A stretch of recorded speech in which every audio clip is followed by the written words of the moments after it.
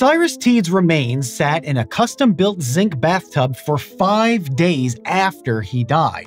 On the first day, doctors had declared him dead of natural causes. By day 3, his earthly body displayed the usual post-mortem changes, and worse. It was the undignified, decaying end for a man who commanded celibacy, promised immortality, and revealed a brand new science of the cosmos.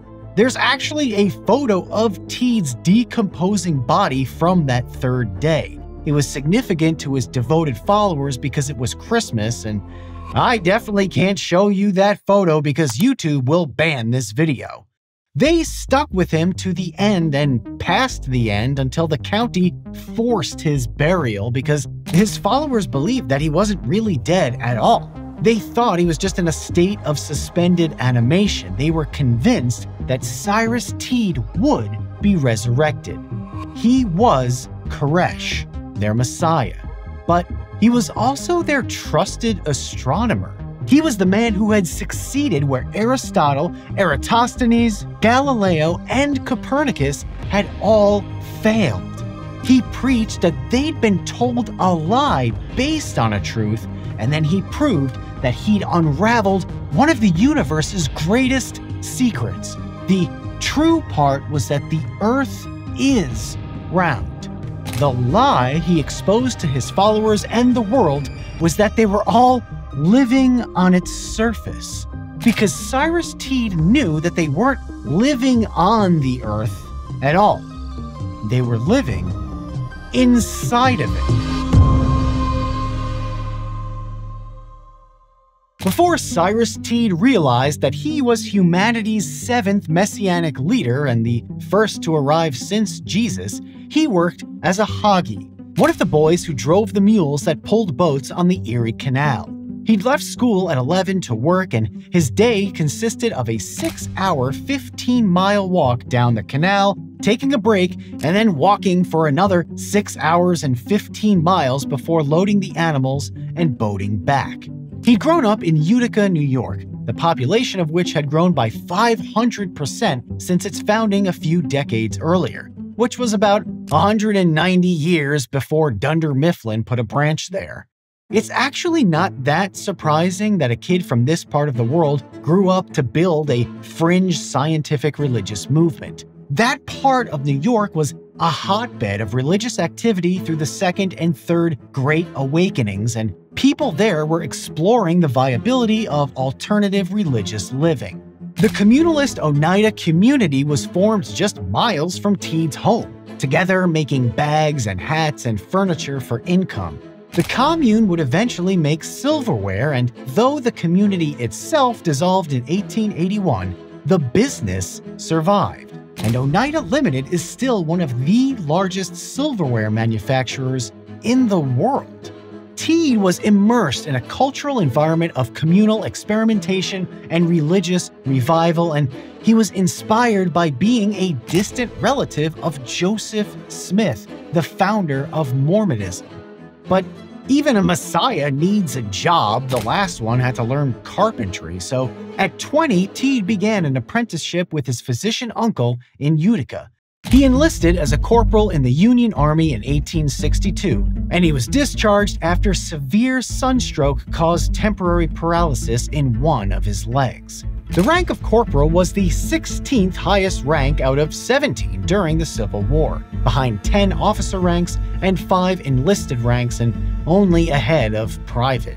But by the time Teed had completed his studies at the Eclectic Medical College of the City of New York in 1868, his story about his past military service had, changed. Now he'd been a medic in the war, and he'd seen with his own eyes that wounded men of faith healed better and faster.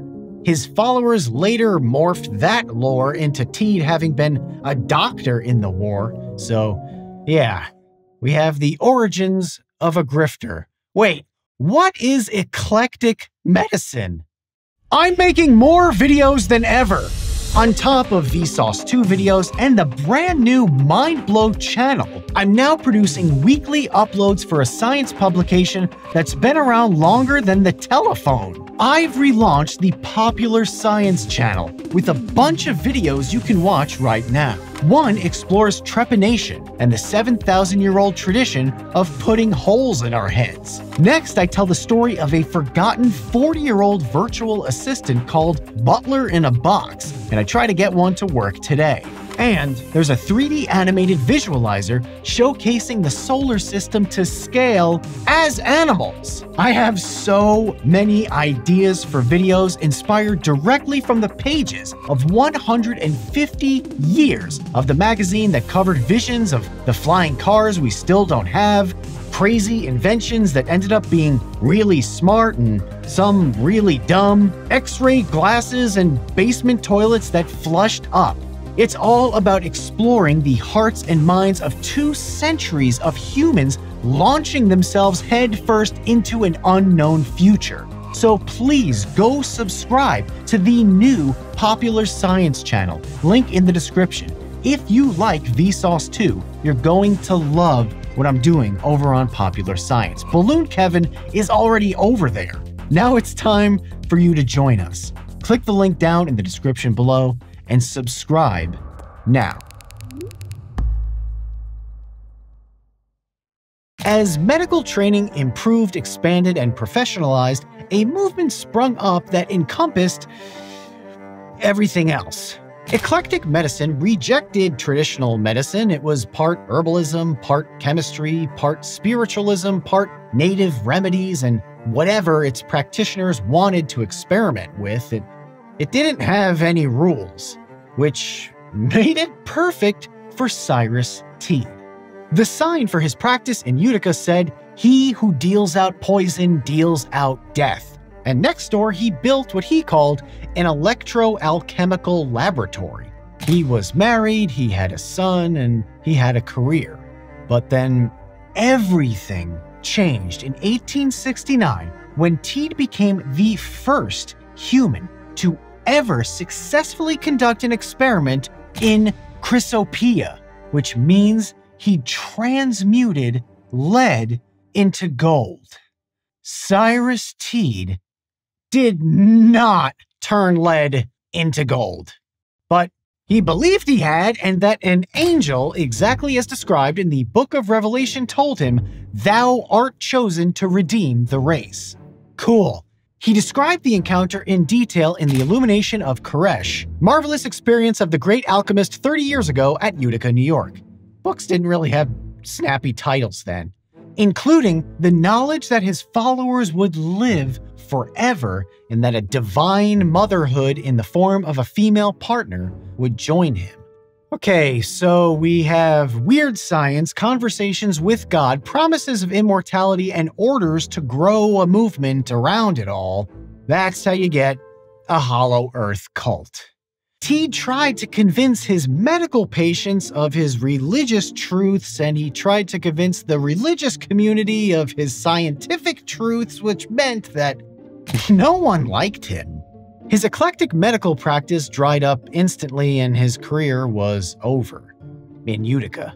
He moved 100 miles south to Binghamton, where his scientific religious movement of just him, doubled in size. He met Dr. Abby Andrews, who found Teed to be intelligent and compelling. He was sort of like Watson to Teed's eccentric Sherlock. Practicing alternative medicine plus new religion in Binghamton worked out about how you'd expect, and which was not very good, and Teed moved further west toward Ontario. Lynn Milner describes Teed in The Allure of Immortality as being a doctor without patience and a shepherd with no flock. He tried to ingratiate himself with already existing religious communities like the Harmony Society in Pennsylvania with very little to no success. People just didn't trust him.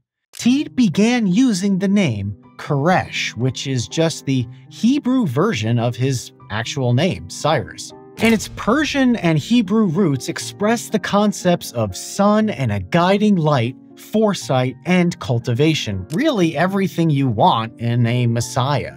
That's also why David Koresh changed his name. David Koresh had a little more biblical gravitas than Vernon Howell. Teed planned a society that completely rejected capitalism and was built on equal rights, especially for women. He considered marriage to be an institution of female enslavement, which resonated with women in loveless, abusive, or just really bad marriages. He promised them freedom. Celibacy returned full autonomy over one's body to its owner, which has a certain logic to it, but then things got weird.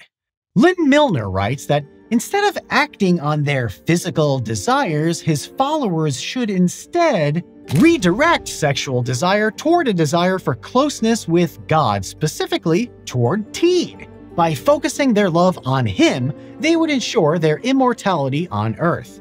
Once enough followers did this, their energy would cause an electromagnetic explosion in his brain and consume the pineal gland responsible for sexual potency. This would enable him to pass into his chosen woman and become divine, both male and female, a mother-father god. At this point, his believers would become immortal. Yeah, slick move, buddy. What's this have to do with a hollow Earth? Nothing. And everything. Every movement, cultural, political, social, needs some kind of differentiator. Otherwise, it's just too close to something else that already exists. Teed's eclectic Koreshanity took on science, society's most rapidly advancing body of knowledge, and said it was all wrong. Robert Fogarty summarized Teed's understanding of the universe. The Copernican theory of an illimitable universe was false because the Earth had a limited form. It was concave. The Sun is an invisible electromagnetic battery revolving in the universe's center on a 24-year cycle. Our visible Sun is only a reflection, as is the Moon, with the stars reflecting off 7 mercurial disks that float in the sphere's center. Inside the Earth, there are 3 separate atmospheres. The first composed of oxygen and nitrogen and closest to the Earth. The second, a hydrogen atmosphere above it. Third, a boron atmosphere at the center. The Earth's shell is 100 miles thick and has 17 layers. The outer 7 are metallic with a gold rind on the outermost layer. The middle 5 are mineral and the 5 inward layers are geologic strata. Inside the shell, there is life. Outside, a void. If you've never heard of the element a boron, that's because it doesn't exist. Cyrus Teed made it up. Koreshanity was part physics, part metaphysics, part politics, and part religion, and it was starting to work. Teed traveled around the Northeast spreading his gospel, and after running a mop business into the ground, he moved to New York City to start a small commune of Koreshans. It's worth noting that part of that move seems to have been running away from a lawsuit claiming he defrauded a woman out of her fortune. So there's that. And his wife had gotten sick and died while he was on the Koreshanity circuit, so Teed just moved past all that. At least in the New York City of the late 1800s, he could operate on the fringes of religion, science, and medicine without really getting kicked out of any of them. And in 1886, an invitation to speak at a National Association of Mental Science conference in Chicago turned into Teed and the Koreshans moving there, and that's where he founded a metaphysical institution called World College of Life and a monthly newsletter called The Guiding Light. By 1888, Teed and his 126 followers were living on 8 picturesque acres in Chicago. Most of the residents were women, and all of them believed they were living deep inside the gold rind of the earth. But the more followers Koreshanity attracted, the more conflicts they had with the city of Chicago and their neighbors. And Teed had a lot of problems with his followers' husbands. A lot. So what did he do? He became one of the first true Florida men.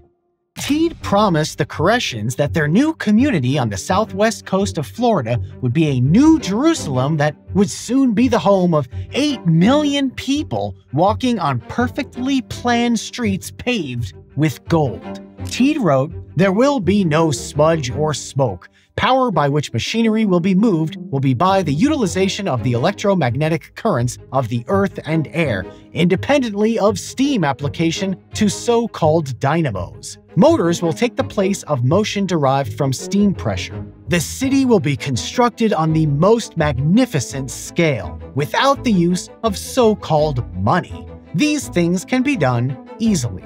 Initially, they got thatched roof shacks and ate a lot of loggerhead turtles, but the 200 Koreshans eventually constructed a bakery, a sawmill, lecture halls, schools, and an outdoor theater.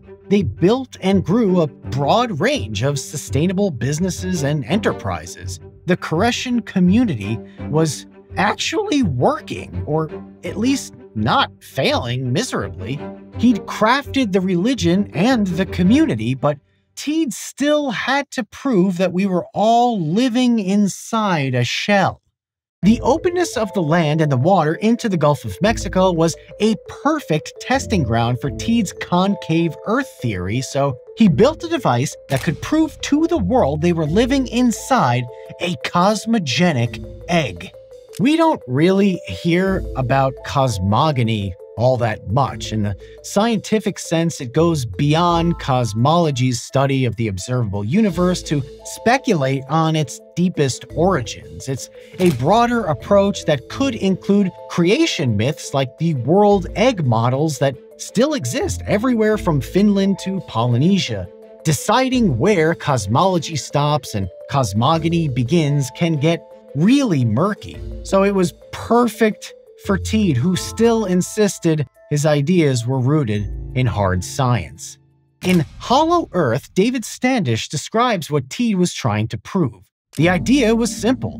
If the Earth's curvature were convex, a straight line extended for any distance would touch at only one point. But if it were concave and the line long enough, it would eventually bump into the upcurving surface. He worked with Ulysses Grant Morrow, a flat earther who Teed had converted into a concave earther, to detail his theories in the cellular cosmogony, including the results of their scientific experiments using a device Morrow built called a rectilineator, which sounds like something you shouldn't Google. Or you should. The task was to prove that everything we think we know largely comes from optical illusions by projecting a straight line far enough to generate conclusive measurements of concavity. The cellular cosmogony describes the rectilineator as a number of sections in the form of double T squares, each 12 feet in length, with braced and tensioned cross arms 4 feet in length. The length of the cross arms is to the length of the section as 1 is to 3. The material of which the sections of the rectilineator are constructed is inch mahogany, seasoned for 12 years in the shops of the Pullman Palace Car Company, Pullman, Illinois.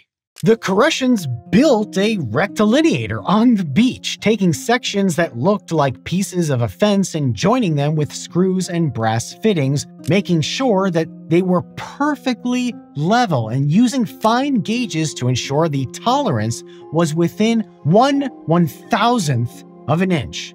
They took exhaustive measurements and changes of the projected line, which were then officially signed by Mrs. Bertholdine Boomer, and then detached the backmost part of the rectilineator to extend the front part until they then hit a predetermined point at which they did the whole thing backwards to the starting point to verify that the alignment had been correct. They measured for 2.5 miles on land before they ran into water. They did about 2 more miles measuring with boats, and they got all the data they needed to prove that the Earth's surface was indeed concave. Morrow was so confident in the brilliance of the Koreshan experiment that even before they started, he planned to submit an application for a Nobel Prize.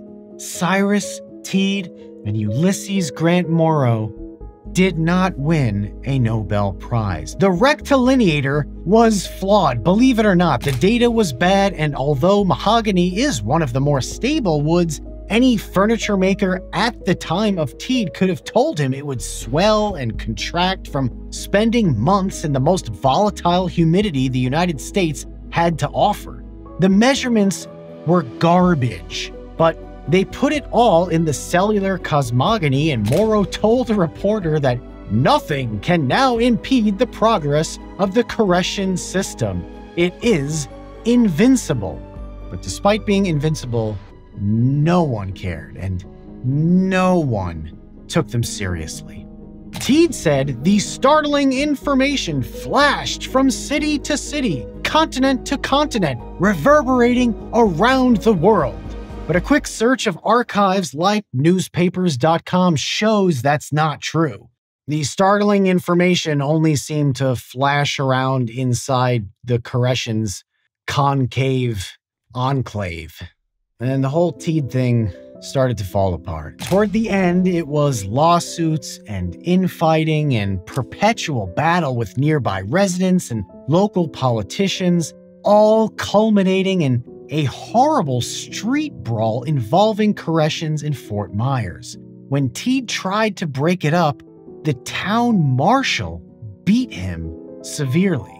No one was worried because Teed was immortal, but he was unable to fully recover from the beating, and he died a few years later, and he never resurrected. The Koreshan unity kept going for years after Teed's death, and prominent people like Thomas Edison and Henry Ford visited them. But the community was leaderless and rudderless. It slowly began to disperse and die out. Its last member was a German woman named Hedwig Mitchell, who arrived in 1940 to escape Nazi persecution. She died in 1981. The land and its remaining buildings now comprise Florida's Koreshan State Park. Hollow earthers still exist. Mustafa Abdelkader of Egypt published papers advocating its truth into the early 1980s, and there's still a shocking amount of mystery regarding what's inside. The deepest we've dug is the Kola Super Deep borehole, which goes less than 8 miles down. That only leaves another 3,951 miles for epic tales of science fiction. We know that Teed and the Hollow Earthers are wrong. We know the Earth is a sphere and that we exist on its convex surface, and we now have pictures from space to prove it. We know why ships disappear over the horizon, and we know why train tracks appear to get increasingly close together the further away they run. But in a way, Cyrus Teed may have been more right than he even knew. Ever-expanding, limitless nothingness is unsettling. Chaos on an incredible scale, all beyond our control or even beyond our ability to understand, is ominous. It becomes increasingly impossible to know where you are, to know who you are. We all start inside the womb. It's our smallest hollow Earth. Then our world gets bigger slowly as we experience more of it and its people. We push those boundaries. We push against that golden rind so that we're just comfortably uncomfortable as it expands, because anything beyond that pace can be too much to bear. We like the Italian restaurant in town, and the neighbor's overly friendly cat, and sports games that operate on carefully designed fields with a strict rule book, all within 60 or 90-minute bounds, because all of those things are a tiny bit of order in a chaotic, perpetually dilating world. And when we finally realize who we are, what we think, and what we feel, we start to exist in an entire universe of our own, contained within a hollow spheroid. The Earth's surface is not concave and we don't live inside a giant hollow ball. We tell ourselves that we're always in pursuit of infinite, that we need to explore other people, other places, other planets. But maybe we always need to feel like we live inside something. And as always, thanks for watching.